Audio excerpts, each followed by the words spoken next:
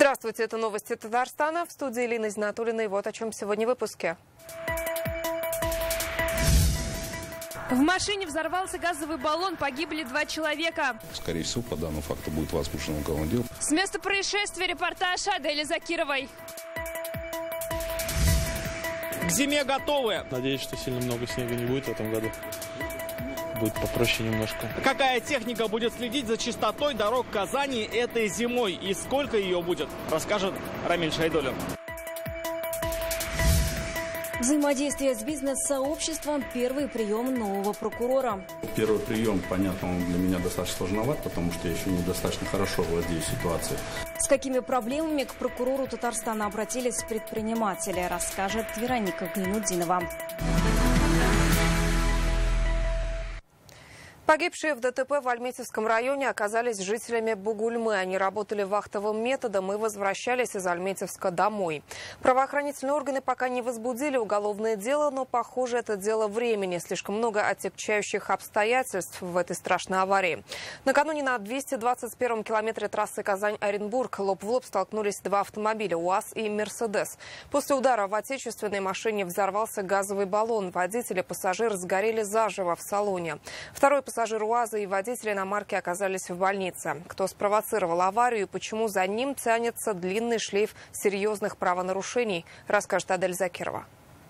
Спустя сутки мы вновь приехали на место страшной трагедии. Здесь все напоминает о вечерней аварии. На месте, где столкнулись УАЗ и Мерседес, видны следы копоти. До сих пор чувствуется запах гари. Ограждения вдоль трассы тоже повреждены. Вероятно, они горели. Недалеко от места, где перевернулся УАЗ, мы обнаружили медицинские перчатки. Врачи здесь же оказывали первую помощь пострадавшим. А это кадры, снятые через несколько часов после аварии. Груда искореженного металла, все в дыму и копоти. От УАЗа практически ничего не осталось. Мерседес отбросила на несколько метров. Пробка в обе стороны, которая рассосалась только спустя 3 часа. Сотни автолюбителей стали свидетелями жуткой трагедии. Я уже стою 3 часа. Непонятно, когда поедем. Инспекторы там работают, ничего нам не говорят. С 5 часов вот там стоим.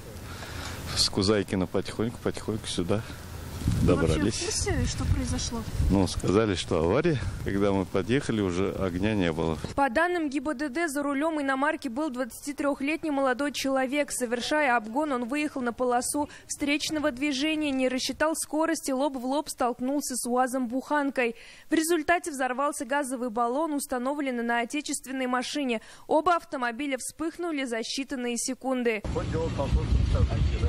Огонь было видно за 20 километров. Шокирующие кадры облетели все соцсети. Очевидно, люди не смогли выбраться из УАЗа и сгорели заживо. Водитель автомобиля марки Mercedes-Benz 2000 года рождения, по предварительным данным, выехал на полосу, предназначенную для встречного движения, совершая обгон, не убедившись в том, что полоса движения, на котором он выехал, свободно и достаточно для обгона расстояния, совершил столкновение со встречным автомобилем марки УАЗ. По предварительным данным, автомобиль УАЗ зарегистрирован в Бугульминском районе и числился за строительной компанией «Спецрегионстрой».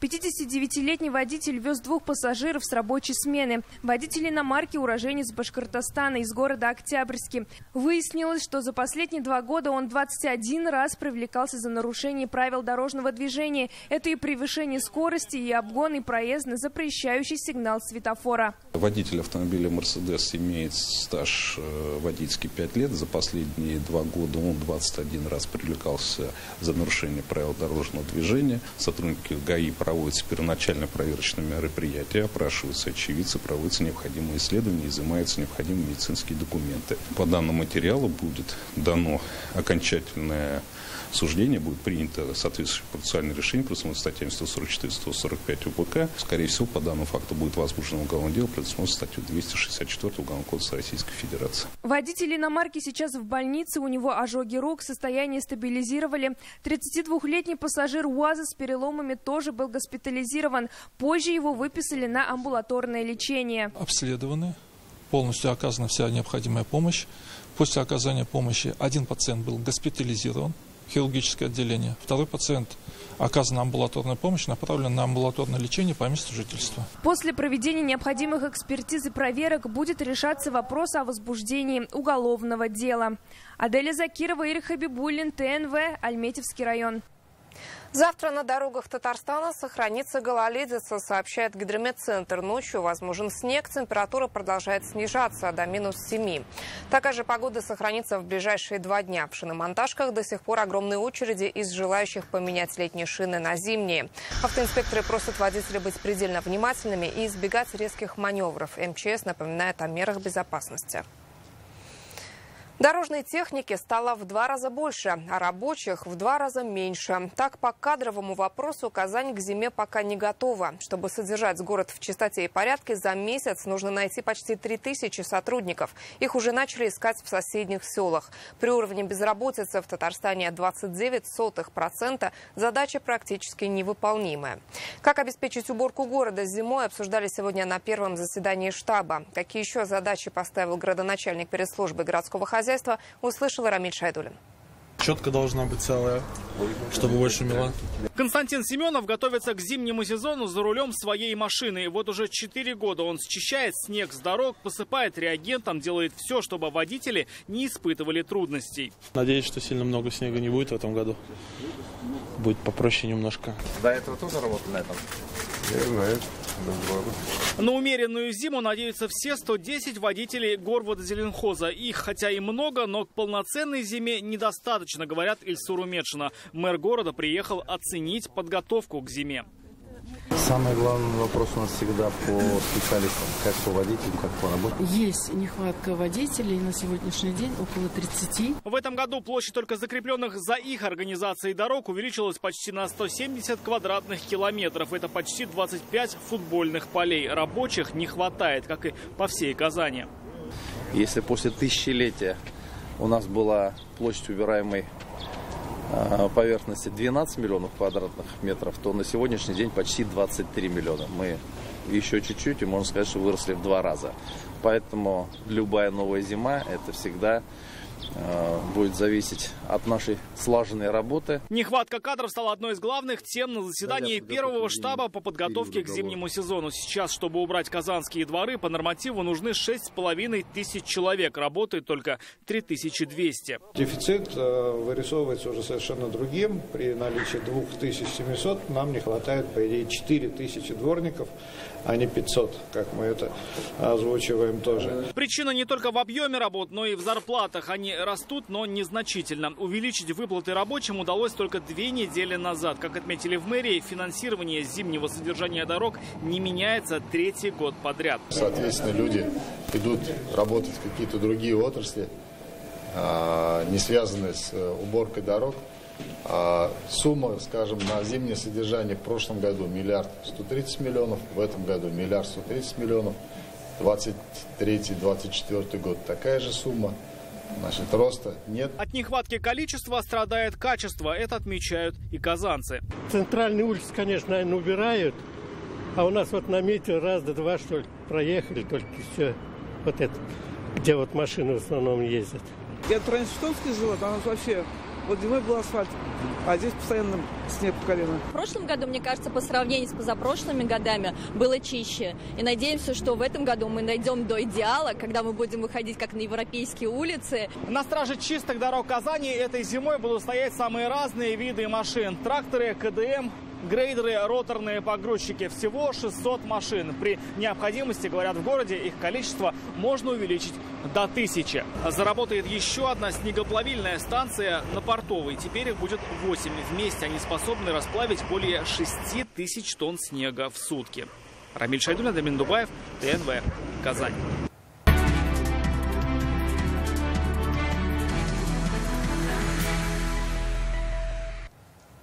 Альберт Суергулов провел первый прием граждан в должности прокурора Татарстана и начал с проблем малого и среднего бизнеса. Прием прошел совместно с бизнес-омбудсменом республики Фаридом Абдулганиевым. Этого общения предприниматели, похоже, ждали, заявились сразу 8.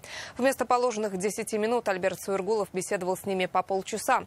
Связано ли это со сложностью дела или желанием прокурора вникнуть во все детали? С какими проблемами пришли предприниматели и почему некоторые истории рассказывали за закрытыми дверями, расскажет Вероника Гайнудинова.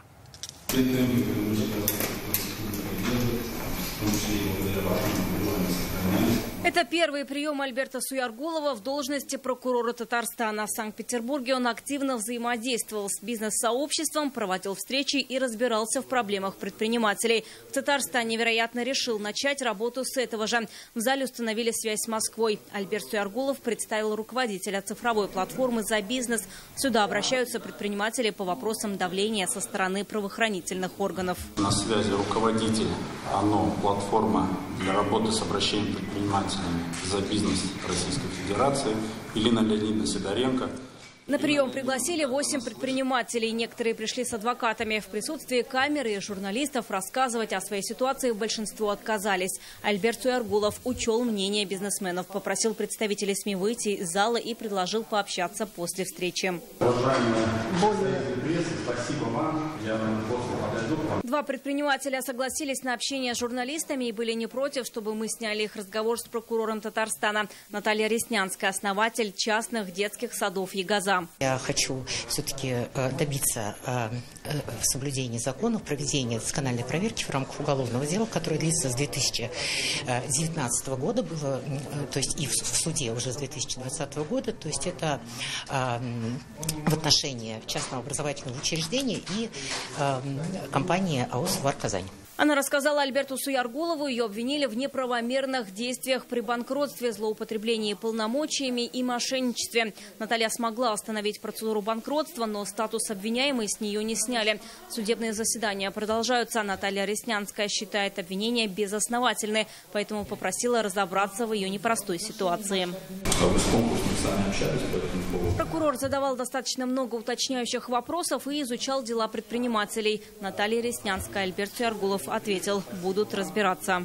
Обратиться в законодательное собрание с инициативой, чтобы выделили деньги по федеральному закону. Айрат Закиров пришел не с жалобой, а с предложением. Он считает, нужен закон для детей-инвалидов по выдаче электронных социальных сертификатов. На него государство перечисляет деньги на реабилитацию. Дети-инвалиды, ОВЗ, которые имеют право 2 раза в год получать, они должны ждать по 1,5 года, чтобы 1 раз получить. На сегодняшний день в Татарстане нет таких сертификатов, в отличие от всех ближайших регионов с Республики Татарстан. То есть там оттуда приезжают с сертификатами родители с детьми и получают здесь услугу. Спасибо вам за активную гражданскую позицию. Я вопрос понял. Буду с волнением обсуждать, какие они до этого. Прием предпринимателей продлился 2 часа. После встречи Альберт Суяргулов ответил на вопросы журналистов и рассказал об итогах первого приема. Первый прием, понятно, он для меня достаточно сложноват, потому что я еще недостаточно хорошо владею ситуацией. Те жалобы, которые поступили, конечно же, требуют самого тщательного разбирательства.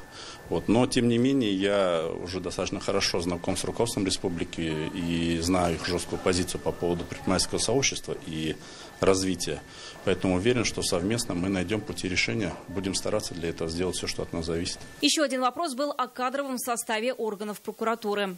Кадровый состав прокуратуры высококвалифицированные, порядочные, достаточно хорошие, сильные, умные. Самое главное, что очень любят Татарстан и желают здесь жить, работать. Ответы на обращение предприниматели обещали подготовить в течение месяца. Руководитель прокуратуры сказал, что месяц срок для того, чтобы проработать, потому что некоторые вопросы требуют дополнительной проработки.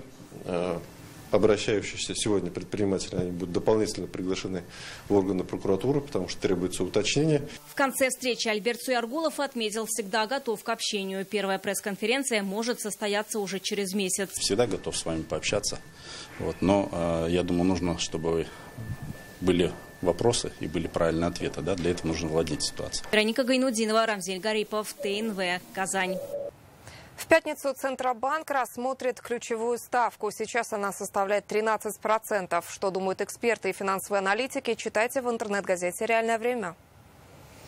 Рустам Минниханов сегодня в Москве встретился с вице-премьером России Дмитрием Чернышенко. Они обсудили подготовку к играм будущего, которые пройдут в Казани в следующем году.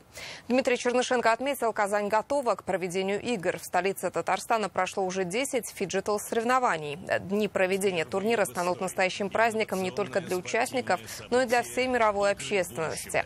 Как сообщил Рустам Минниханов, подготовка идет в соответствии с планом. Татарстан сделает все, чтобы турнир стал не просто значимым событием в сфере спорта и высокого высоких технологий, но и запомнился спортсменам и зрителям. Фарид Мухаммедшин сегодня встретился с новым генконсулом Турции в Казани Угуром Йылмазом. Он приступил к работе в октябре. Глава парламента поздравил его со вступлением в должность и пожелал успехов в работе. Как отметил Фарид Мухаммедшин, Турция традиционно входит в число основных внешнеторговых партнеров Татарстана. Между Россией и Турцией сложились традиции тесного торгово-экономического, культурного и гуманитарного сотрудничества. Генконсул поблагодарил за теплый прием в республике, отметив, что очень горд и рад назначению в Казань. Братские народы Татарстана и Турции связывают схожая история и культура, отметил Угур Йылмаз. Фарид Мухаммедшин сегодня провел прием граждан в общественной приемной председателя партии «Единая Россия». К нему обратилась руководитель инклюзивного центра для семей с ограниченными возможностями здоровья «Все для детей» Далия Гайнанова. Она поблагодарила Фарида Мухаммедшина за поддержку и содействие в создании виртуального маршрутизатора на портале госуслуг для родителей детей с ограниченными возможностями здоровья. С просьбой о его создании руководитель центра обращалась в мае прошлого года. Доцент кафедры связи и сообщений общественностью и прикладной политологии КФУ Эльмира Зиеддинова попросила оказать содействие в организации для студентов экскурсии в Госсовет. Народная артистка республики Зухра Сахабиева передала Фариду Мухаммедшину книгу о своем супруге, выдающемся татарском оперном певце Хайдаре Бигичеве. Rusçası hayır. Sizge getirgenmeyim bit birinci grupunu. Bu Rusçası sizin anda üzse turgan yazmağız bilen tamamlangan kitap bu. Ne şu bitti. Герой России Расим Баксиков стал сторонником «Единой России». Сегодня он написал заявление. В офис партии он приехал с Валерианом Алмазовым, руководителем благотворительного фонда имени нашего земляка, тоже героя России Дамира Исламова. Расим Баксиков свой подвиг совершил в зоне СВО. Танкисты при поддержке артиллерии уничтожили колонну техники противника. Золотую звезду ему вручил Владимир Путин в августе. Они же наше будущее, наши дети. И как они будут настроены в отношении нашего государства, зависит общее будущее, наше общее будущее. Поэтому я в рядах сторонников «Единой России», я так могу сказать, что это со своей точки зрения вижу это основную партию, лидирующую партию. Планирую заниматься именно патриотической деятельностью. С артритом, артрозом, псориазом и другими заболеваниями в санатории Лениногорской борются с помощью криотерапии. Так называется процедура лечения жидким азотом. Пациента помещают в специальную криокапсулу, где температура достигает минус 180 градусов. Эта процедура общей криотерапии. Пациента на 3 минуты помещают в капсулу с жидким азотом. Температура внутри достигает минус 180 градусов. Легкое покалывание, немножко жжение в теле, мерзло. Но я переборола свой страх. Но зато после данной процедуры я почувствовала легкость, омоложение. Тело мое говорило благодарность мне. Эта процедура, она улучшает кровообращение, увеличивает иммунитет, работу всех органов. Тем самым она хорошо используется для похудения, для омолаживающий эффект. И также используется при артрозах и артритах. Лениногорский — единственный в Приволжском федеральном округе санаторий, в котором лечат холодом. В комплексе с приемом медикаментов и терапевтическими процедурами результаты чувствуются уже после первого сеанса. Это не альтернативная медицина. Криотерапия считается физиотерапевтической процедурой, которая существует уже огромное количество времени. Еще в 60-е годы и даже ранее были уже написаны и исследованы много количества пациентов. А у врачей нашего санатория основная цель — это действительно помочь человеку докопаться до сути своей проблемы, не нанося урон каким-то другим системам и тканям своего организма. Уникальной методикой оздоровления сотрудники санатория делятся с коллегами на научно-практической конференции, обсуждают внедрение криотерапии в лечении ожирения и сахарного диабета. Вот эти все нововведения, которые, я говорю, это такая своего рода эволюция, которая постепенно двигается вперед. Ну, и мы хотим в итоге получить медицинский продукт, который помогает людям поддерживать поддерживать, сохранять свое здоровье. При отсутствии противопоказаний врачи рекомендуют пройти двухнедельный курс криотерапии. В санатории Лениногорске он включен в новую программу люксового сегмента. Но возможно и разовое посещение процедуры. План составляется индивидуально, совместно с лечащим врачом. Аделя Закирова, Ира Хабибуллин, ТНВ, Лениногорск. Мы продолжаем рубрику, посвященную Году национальных культур и традиций «Айда Татарстан». И сегодня отправимся в Нижнекамск. Здесь решили возродить старинный русский праздник именины у рябины. Это дерево издавна почиталось на Руси, его любили и ценили. На именины накрывали рябиновый стол, много пели и танцевали. В наше время о празднике рябины стали забывать. Предлагаем вместе вспомнить красивую русскую традицию.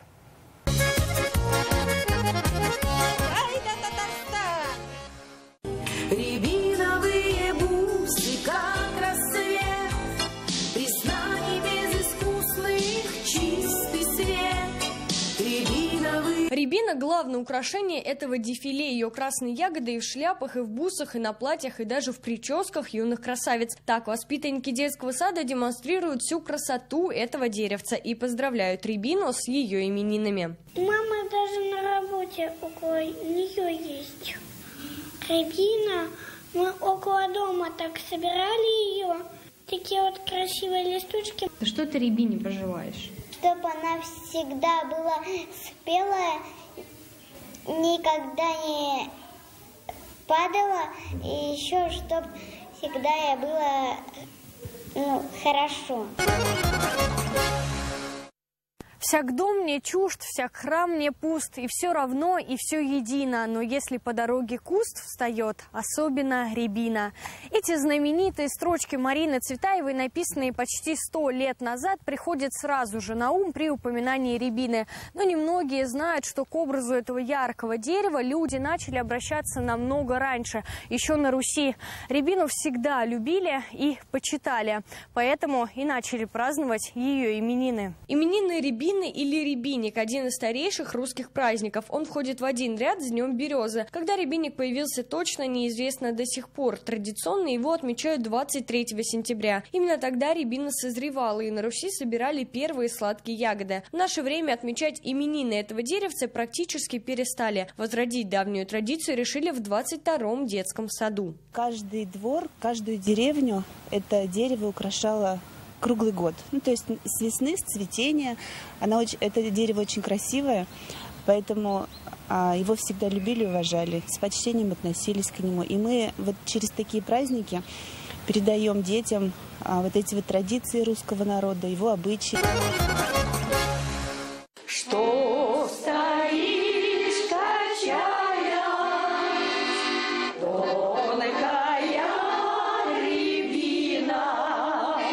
рябина – одно из самых почитаемых деревьев у русского народа, символ счастья и мира в семье. Поэтому к празднованию подходят ответственно, с песнями, танцами, частушками и стихами. Главный атрибут праздника – рябиновые бусы. Наш народ с природой, неразрывен всю свою жизнь, от начала и до самого конца. Поэтому вот славим рябину, которая олицетворяет и нашу жизнь, стойкость, красоту. В этот день грозди рябины развешивают под крышами домов. Есть поверье, что ягода может защитить от зла. Чтобы поселить счастье, в доме гроздь рябины стараются положить на стол. Так делали еще в Древней Руси. Они вешали как оберег и на ворота, и у ворот ставили веточки, и на окна, на подоконники ставили, да, и, конечно, вазочки ставили. Стол на рябинник накрывают богатый, при этом все блюда из спелых красных ягод. Готовят рябиновое варенье, компоты и настойки. Раз у нас сегодня праздник, рябиным именины, вот я сделала пирог. Какие именины без пирога? Сегодня начинка, конечно же, рябиновая. А для более сладкого вкуса хозяйки часто добавляют яблоки. Вот подробный рецепт. В миску разбить яйца, добавить сахар, соль, кефир, масло и муку. Готовое тесто залить в форму. Для начинки яблоки порезать тонкими ломтиками, добавить ягоды рябины и посыпать лимонной цедрой. Пирог выпекать при 180 градусах 45 минут. Вкус он такой и кисленький, и чуть-чуть с горчиночкой, но очень такой вкусный, очень уж. Вот попробуйте. Завершать праздник принято вместе за одним столом. Гости угощаются блюдами из рябины, пьют чай и поют песни о красивом русском деревце.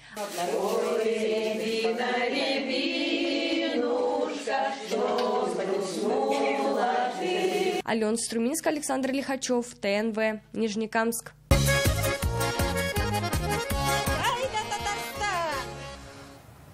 Это были новости Татарстана. Еще больше информации в нашей группе ВКонтакте и телеграм-канале. Сейчас прогноз погоды с Динаром Бодрудиновым. Увидимся в 21:30.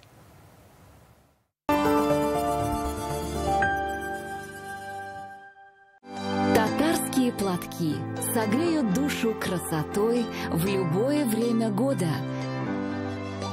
Национальная всегда с тобой. Казань, улица Каюма-Насыри, 11.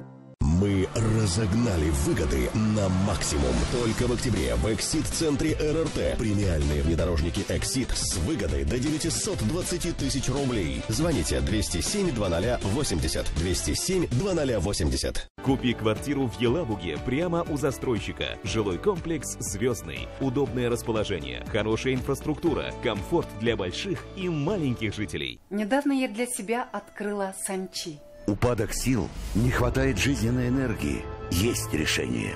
Санчи – сокровище китайской традиционной медицины. Санчи – источник энергии и долголетия. Жар, кашель. Что это? Грипп, ковид или ОРЗ? Найти ответ помогут в Гемотест. Общий анализ крови и маркер воспаления за 490 рублей. Диагностика инфекции со скидкой 20%.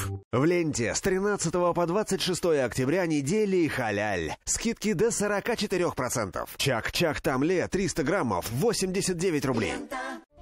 Ольга Васильевна проверяла тетрадки до утра, а сейчас страдает из-за остеохондроза. Риск сезонных обострений можно снизить благодаря Алмагу Плюс.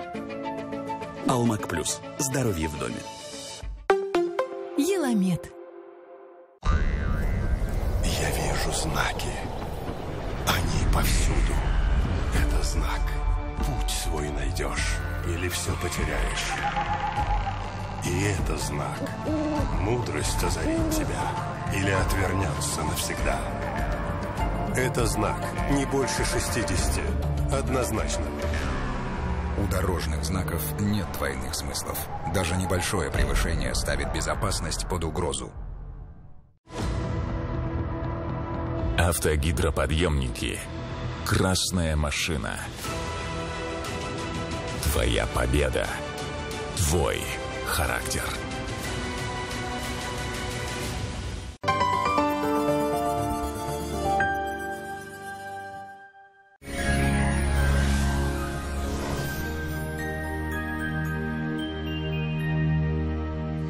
Здравствуйте, Исянмисис, в студии Динар Бодрудинов. В Татарстане сохраняется холодная погода, вероятность осадков небольшая. Подробнее через несколько секунд. Санчи – сокровище китайской медицины, дает энергию, укрепляет иммунитет, нормализует сон, способствует устранению головных болей и хронической усталости, нормализует давление. Санчи – источник долголетия, продается только в аптеках Фармленд. Телефон для справок 8 92 72 36 71 75. Сайт sanchi.rf. По данным сервиса Яндекс.Погода, в Варске, Высокой горе и Кукмаре облачно, небольшой снег. Температура днем около нуля, ночью от 3 до 8 градусов мороза. В Буинске, Тетюшах и Опастово также облачно, снег. Температура днем около нуля, ночью от -2 до -3 градусов. В Черемшане, Новошишминске и Аксубаево облачно, снег. Днем чуть теплее, до +1, ночью -3, -5 градусов. В Агрызе, Нижнекамске и Сарманово облачно, осадки в виде мокрого снега. Температура днем 0-1, ночью от 4 до 6 градусов ниже нуля. В Бугульме, Азнакаево и Урусу ночью от 4 до 6 градусов со знаком минус. Днем от 0 до 1 градуса мороза. Здесь тоже снег. Морозная погода в предстоящие сутки ожидается и в туристических городах Татарстана. В Свияжске облачно, временами снег. Температура днем 0 градусов, ночью -2. В Болгаре облачно, мокрый снег. Днем около нуля, ночью 3 градуса мороза. В Елабуге примерно такая же картина. Здесь тоже снег. Днем около 0 градусов, ночью -4. В Казани в предстоящие сутки будет холодно. Температура днем поднимется лишь до 1 градуса тепла. Ночью будет около 3 градусов мороза. Атмосферное давление выше нормы – 758 миллиметров ртутного столба. Ветер западный, умеренный. Влажность около 72%. Магнитное поле Земли спокойное. Это все о погоде. Берегите свое здоровье. Я с вами прощаюсь. До встречи. Геннадий Газумышло болсын.